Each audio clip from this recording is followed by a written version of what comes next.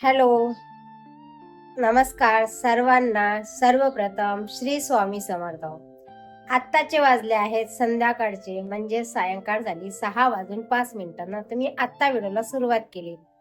तर आज संपूर्ण दिवस पाऊसच होता.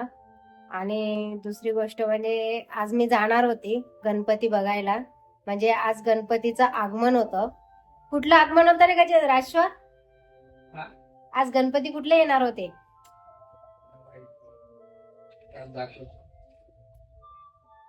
तर राजेश्वरन मी जाणार होती, पण सकाळी तो उशिरा उठला आणि मला बोलला की आई आता चल आपण जाऊया. वाजली किती?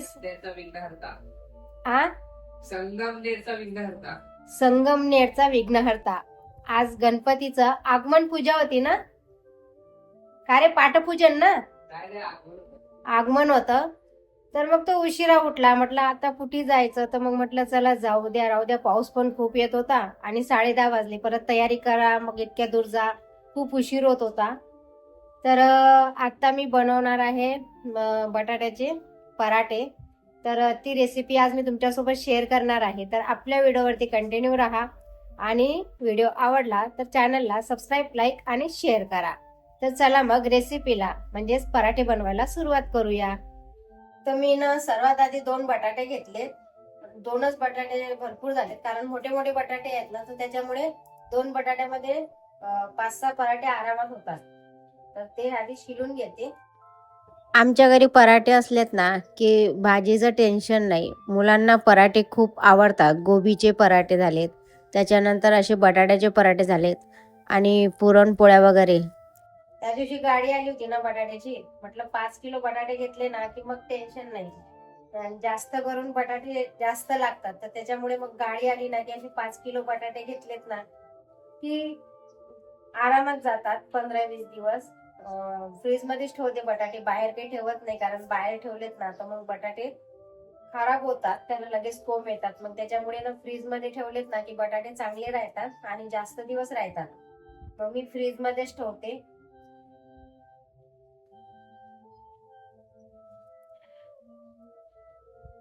तर हे जे दोन्ही बटाटे आहेत ना, हे मी खिसून घेते चांगले व्यवस्थित. आज विचार होता की घरी सँडविच बनवायचं, पण मग म्हटलं जाऊ दे, खूप उशीर झालेला, पाऊस पण येत होता आणि संपूर्ण सामान पण आणायचं होतं मार्केटमध्ये जाऊन. मग म्हटलं बटाट्याचे पराठेच बनवूया. हे घेतलं, गव्हाचं पीठ घेतलं. म्हटलं छानून घेते गव्हाचं पीठ, कारण गहू दळून आणले आणि मग म्हटलं की यावेळेस काही आटा आणला नाही तर मग कधी कधी डिमार्ट मधनं आटा घेऊन येते. तसं तर काही निघत नाही छानल्यानंतर, पण तरी पण मी छानूनच घेते. बिना छानलेलं पीठ कधीच घेत नाही. आणि हे बघा, आता हे आपले बटाटे किसून झालेले आहेत, तर मी याच्यामध्ये टाकते. पहिले हे व्यवस्थित 2 पाण्याने चांगले धुवून घेतले आणि त्याच्यानंतर मग याच्यात टाकायचे बटाटे. पावसाळ्यामध्ये अशी वेगवेगळी रेसिपी बनवली ना, मुलं पण आवडीनं खातात आणि आपल्याला पण बनवायला कसा इंटरेस्ट येतो. छान वाटतं. हा ना बारीक मसाला आहे, मसाला पण टाकते थोडासा. आता राहिलं मीठ. पावसाळ्यामध्ये ना मिठाला कसं पाणी सुटते, काचाच्या भरणी ठेवलं ना तरी पण थोडस वल येतोच मिठाला. अशा प्रकारे मीठ टाकलं, हे व्यवस्थित असं काढून घेऊया.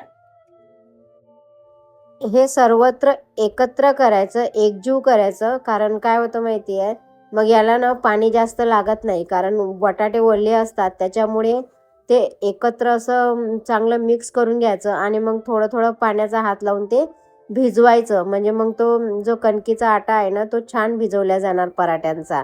आपण अशा प्रकारे त्याच्यामध्ये हिरवी मिरची, कोथिंबीर, कढीपत्ता असं कापून टाकू शकतो आणि टाकलं ना खूप छान लागते, वेगळी चव येते. आणि हे बघा, आपण बटाट्याचे पराठे पण बनवतो. बटाटे उकडून घेतो, त्याच्यानंतर चटणी बनवतो आणि मग ते पुरणपोळी जशी आपण बनवतो तशा प्रकारे पराठे सुद्धा बनवतो बटाट्याचे. तर ॲल्युमिनियमचा तवा ठेवला, त्याच्यावरती थोडंसं तेल टाकायचं आणि मग नंतर पराठा टाकायचा आणि काय होतं मग तो पराठा त्याला चिपकत नाही आणि खूप छान असा बनतो मग तो. तर हे बघा ॲल्युमिनियमच्या ताव्यावरती ना चपात्या अशा जळत नाहीत, खूप छान अशा चपात्या येतात आणि खूप मोठा असा माझा तावा आहे. गावी गेली होती तेव्हा घेऊन आली, 380 रुपयाचा लोखंडाचा होता. 100 म्हणजे 150 रुपयाचा होता लोखंडाचा तावा, पण म्हटलं चला ॲल्युमिनियमचाच घेऊया. आणि तो व्यवस्थित घासला ना, म्हणजे जास्त गॅस लो ठेवला ना की व्यवस्थित चपात्या पण होतात आणि जळत बी नाही आणि तवा पण जास्त जळत नाही आणि तो घासायला पण कसा इझी जातो, तवा आरामात घासल्या जाते. आणि म्हटलं लोखंडाचे तवे वापरलेत आपण, चला ॲल्युमिनियमचाच म्हटलं तावा घेऊन जाऊया. तर अशा प्रकारे बघा पराठे तयार होत आहेत. आणि मुलांना पण आता आलेत मुलं, आज मुलांना सुट्टी होती, आज तिघांना पण सुट्टी होती. आज रविवार होता, मुलांना सुट्टी होती म्हणून मग तिघं पण घरी होते. नाही तर मग मुलांना कसं यायला उशीर होते, कोणी 9 वाजता येते, कोणी 10 वाजता येते, कोणी 12 वाजता येते. मोठा मुलगा तर तो कामाला आहे कपड्यांच्या दुकानामध्ये, तर त्याला हमेशाच उशीर होतो. तो दुपारी 12 वाजता जाते, नंतर त्याला घरी यायला पण उशीर होतो, 12, 12:30, 1 वाजते घरी यायला रात्रीचे. तर आज त्याला सुट्टी होती तिघांना पण, मग आज तिन्ही मुलंच घरी होते. म्हटलं चला मुलांना गरम गरम पराठे देते खायला. आणि ताक आणला. ताक म्हटलं फोडणीचं करूया, कारण पराठ्यांसोबत ताक छान लागतं.